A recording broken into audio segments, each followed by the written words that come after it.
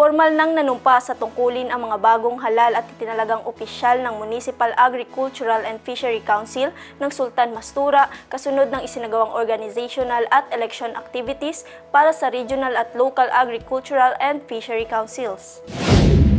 Sinagawa ito araw ng Miyerkules, Hulyo 8 sa Municipal God Building. Nahahalal bilang AFC Chairperson si Adan Fari habang si Danilo Tabudlo naman ang naging AFC Vice Chairperson. Nanumpa rin ang iba pang mga bagong opisyal at mga itinalagang chairperson ng iba't ibang sectoral committees na kumakatawan sa mga sektor ng agrikultura at pangisdaan sa munisipalidad. Pinangunahan ng aktibidad ng Municipal Agriculture Office sa pakikipagtulungan sa Ministry of Agriculture, Fisheries, and Agrarian Reform sa pamumuno ni Municipal Agriculturist Adam Evaristo.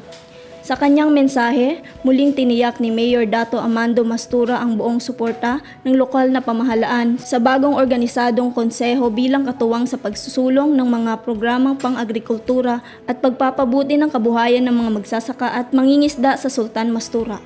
Ayon sa Municipal Agriculture Office, inaasahang magsisilbing mahalagang katuwang ang AFC sa pagpaplano at pagpapatupad ng mga programang magpapalakas sa sektor ng agrikultura at pangisdaan.